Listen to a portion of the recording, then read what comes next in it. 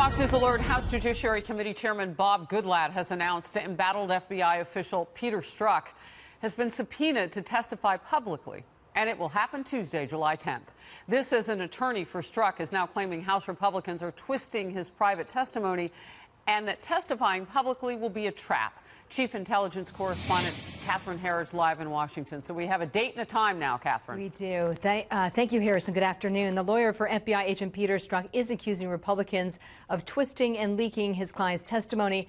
Strzok testified last week to investigators and some lawmakers on the House Oversight and Judiciary Committee who are running a joint Russia inquiry. Strzok did not answer our questions or any news organizations during his 11 hours on the Hill, with 90 minutes in a classified session.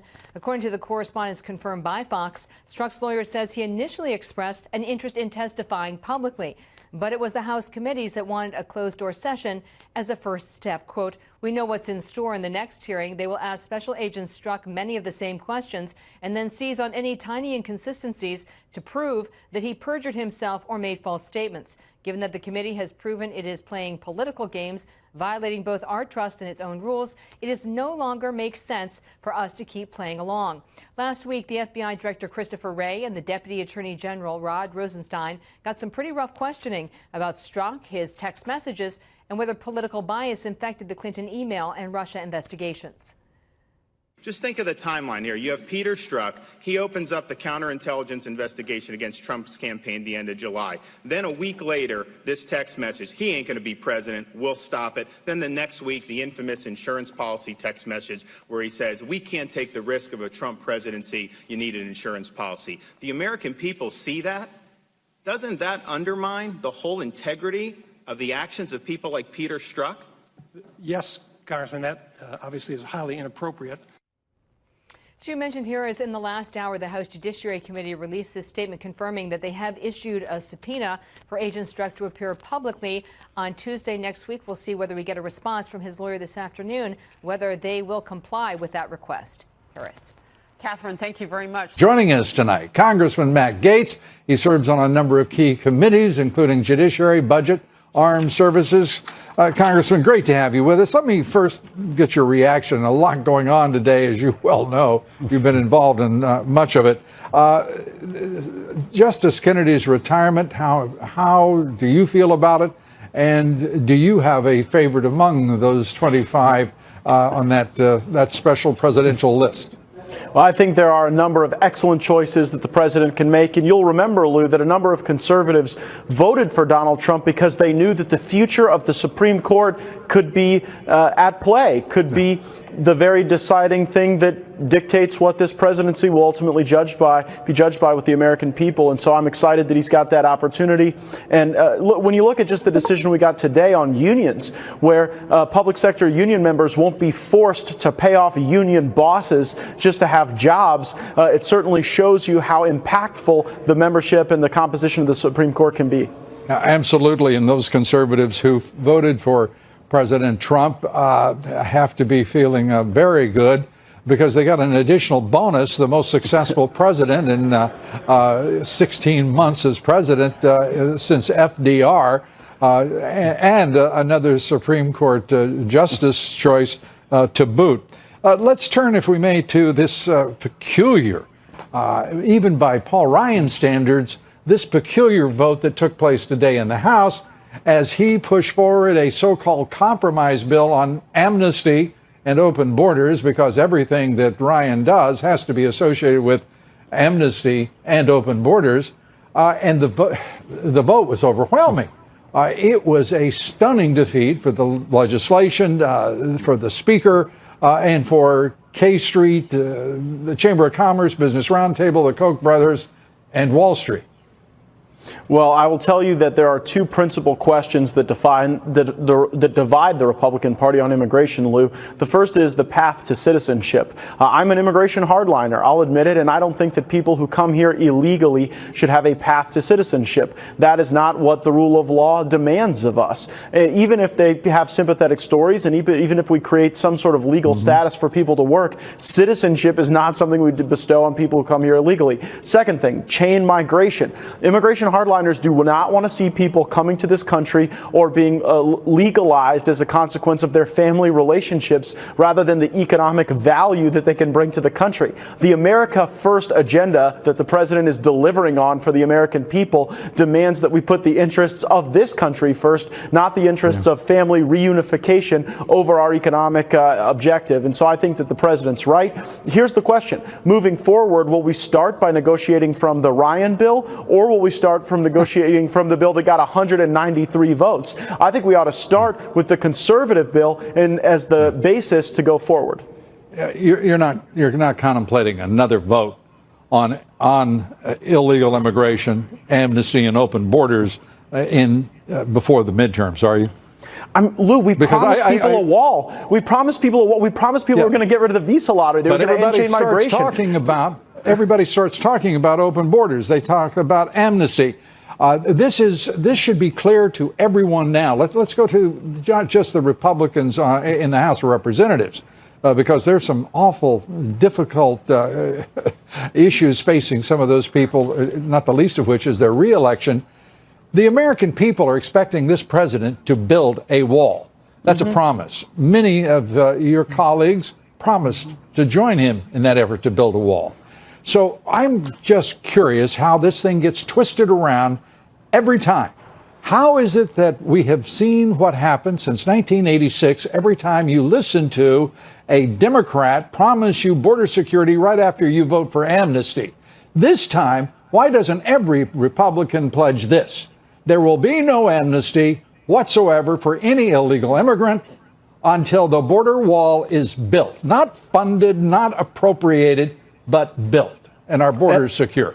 Well, I would go a step further. It's not just the wall that's going to secure our borders. It's going to be E-Verify. It's going to be ending the visa lottery, entering chain migration, stopping sanctuary cities where people can come and break the law and hurt people. I'm perfectly thrilled with that. I want to do it all. I want to do every bit of it. But you know what? The last time I heard people say they wanted to do it all, I witnessed about a 20-year fight over something called, quote, comprehensive immigration reform. Now, you as a practiced and veteran legislator, understand that one of the greatest and simplest ploys in Washington, D.C. is if you can't solve a problem, you make it bigger. And then you can talk comprehensive, and then you don't do anything. This time, build a wall, secure the border, and then we'll talk about how we're going to change immigration law. The American people deserve that consideration, that respect from this president and this Congress and the next one elected. Don't you agree? Well, I do. I think we need about 30 more votes. I mean, we had 193 votes for a bill that do just that. 30 votes, you Republican. I mean, you watch this president. He works night and day. He did a great job. You work like the Dickens, too. But I got to say to you, you need a speaker who will work for the American people, not for the Chamber of Commerce, who will work for the deplorables and not for the Business Roundtable and Wall Street. Do you think that can be done? Because that's what you guys should be focusing on. Every rhino in Congress ought to be defeated, and every one of them should be defeated by a conservative Republican. Hey, from your lips to God's ears, Lou, I would love to have more conservatives here in the Congress. We have the Congress that we have right now. And look, I think this will be an issue in the elections because, like you said, we haven't delivered on a promise. The immigration was the central issue in this last election. And my expectation is that the American people are going to be demanding a lot more of us in the midterms than we've offered them. And another issue that it just keeps bubbling up, and we think it's near resolution, if not conclusion, and that is, of course, the conspiracy in the deep state and amongst the Dems and the left in this country who are insinuated into every part of our federal government. And today you had one of the most brazen among them, Peter Strzok, once the head of counterintelligence at the FBI, who was absolutely singular in the mid-year exam, the email scandal investigation by the FBI of Hillary Clinton, Bob Mueller's special counsel. Oh, yes. And you remember the collusion by the Trump campaign. I mean, this guy was central. And today, behind closed doors, you got to hear him. We should have had that as an open hearing, Lou, and I expect we'll have him in front of everyone very soon. But I was most taken by the lack of curiosity of Bob Mueller when he had to reassign Peter Strzok back to the FBI. I mean, you would think when Bob Mueller found all these text messages where Peter Strzok was talking about his bias against the president, that Mueller would inquire into those things, that he would ask whether or not investigative decisions were impacted by the clear bias of his top investigator, Peter Strzok. And I am just flabbergasted that Robert Mueller didn't seem to ask the basic questions that someone would ask if they found out that their chief investigator was spewing hate and bias about the very person that they were supposed to be investigating and the Trump campaign. And so I think there are a lot more questions for Bob Mueller after Peter Strzok's interview, and my hope is that we can get this information out before the American people with public hearings and public testimony very soon. And Strzok, did he say anything of relevance, of meaning, substance today? Or was it more of the same? Isn't he a cute little fella? And he can do what he wants to with the federal government at his disposal to frame the president of the United States when he wishes, or exonerate a candidate, a Democratic candidate for president, whenever he wishes. It was very clear to me that Peter Strzok had deemed Hillary Clinton not guilty before even interviewing her or conducting major portions of the investigation, and he deemed Donald Trump guilty and ready for impeachment after only a day or two of opening up that investigation. The bias not only existed in the hearts of these people, it existed in the investigative decisions that they were making to make nothing of the Hillary Clinton email investigation and instead to prioritize this total hoax, this total witch hunt into Donald Trump. It is disgusting, and we need to put it on display so that it never happens in this country again.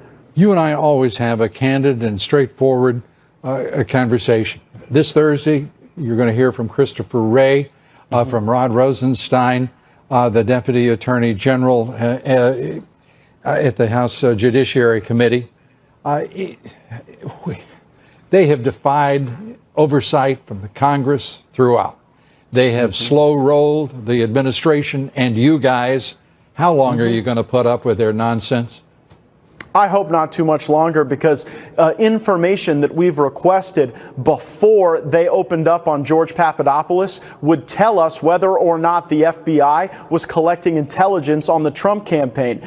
We need those documents. It may show payments. It may show records of sources that were being worked. And these are people who do not believe in congressional oversight. That's not my perception of their actions. It's what they've actually said. Rod Rosenstein said on May 1st that there is no constitutional basis for congressional oversight. And so we're going to press them a great deal, and we're going to try to find out the truth. And you know what? If they don't produce the documents, we need to begin impeachment, and we need to have the support of our leadership to do that. We need strong leadership on the power of Congress to conduct oversight, and we're always looking for more help from our leaders here. Well, your leadership, you need help, but you need help in the form of new leadership. I don't know if we could agree on that, but let's conclude with that statement, irrespective. Thank you very much, Congressman. Always great to have you with us, Congressman Matt Gaetz. And good luck Thursday. Thank you. Let's talk about that attorney for embattled FBI official Peter Strzok. He sent anti-Trump messages, those text messages, remember? Well, now the attorney is accusing House Republicans of selectively leaking portions of his client's private testimony last week. The attorney made the allegation in a letter sent to the House Oversight and Judiciary Committees, saying, quote, "Having sharpened their knives behind closed doors, the committee would now like to drag back Special Agent Strzok and have him testify in a public request that we originally made and that the committee denied. What's being asked of the Special Agent Strzok is to participate in what anyone can recognize as a trap. Given that the committee is playing political games, violating our trust and its own rules, it no longer makes sense for us to keep playing along," end quote. Your thoughts? The fact that they are complaining about leaks going on, you wonder, have they been watching this investigation? This committee's done nothing but leak and get out there. And it really goes back to, if you have nothing to be concerned about, you don't mind going and testifying before the committee. And what we're now starting to see is now you're going to start having Comey and Strzok and all these individuals at the FBI at the center of this brouhaha, now all out trying to defend themselves. And get ready and get your popcorn, because it's going to start being dem on dem fighting. Uh-oh. Hi, our Democrat friend on the couch. Yeah, so two things. One, if you've got nothing to hide, do you think the president is going to sit down with Bob Mueller? They are determining that. He has made very clear he's willing to do it. Well, but then he said that under the advice of his lawyers, that's what everybody says. That's what Michael Cohen said yesterday, but too, on whether or not he'd speak about any payouts or anything like that. That's what everybody says. We know that pleading the Fifth doesn't mean that you're guilty. That's not the same as I'm going to move ahead based on the counsel of my attorney. But Peter Strzok originally, at least it was reported, did want to sit in front of a public committee and said it again. We obviously don't know what really goes on in these things. He will have to, I imagine, plead the Fifth to a number of questions, and that will then make him look, if he does do a public hearing, will then make him look guilty for these things. We have seen the text messages. In terms of leaking, you're completely correct. People on both sides of the aisle on these committees have been leaking nonstop. So I'm sure there are selective messages that we've seen and selective output from the meeting last week. Like, we heard very little about it, but it was certainly different what I heard on the Dem side from what the Republicans heard on their side there. So I would say it would be best for him to get out there and at least speak to the American people directly, like Rod Rosenstein and Christopher Wray did quite effectively last week. But if he is going to have to say, I can't answer that question, the implicit understanding then is that he's guilty of something. The difference between Rosenstein and Christopher Wray is that they are not, they're not in the crosshairs of this investigation. Well, I think they're not text messages saying that they want to try to keep Donald Trump out of the White House. We talk all the time about whether President Trump is going to fire Rod Rosenstein. And also, this guy made a complete fool of the FBI. And I don't care if you're a Republican or a Democrat, you should be ashamed of Peter Strzok and the way he handled this investigation. I can't figure him out, because at first he said he wanted to sit down with them. Congress gave him a number of dates. Apparently he said he wasn't able. I don't know what he's busy doing. That's more important than that. They almost had to subpoena him. Personally, I would love a public hearing, because I think a lot of the American people want to hear him answer some of those very serious questions about why he handled things the way that he did in the early days of the Russia investigation. Let me pull my Walmart shop in Southern Virginia butt up to the TV with a big barrel of popcorn and watch this guy testify in front of the American people. That's exactly what can I sit next to you? Yes, that's what it's like Mystery Science Theater with Peter Strzok. But that's what everybody wants to see, and we can cut through all the posturing. And by the way, for him to come out initially and say, I'll appear in front of your committee, that was nothing but posturing. People also want to see consequences. How can you get away with that and then nothing happens to you in the end? We will see how this plays out. We'll stop it, he Perched said. with their popcorn. And then the insurance policy, again, after the Russia probe was started. All right, well, on that note,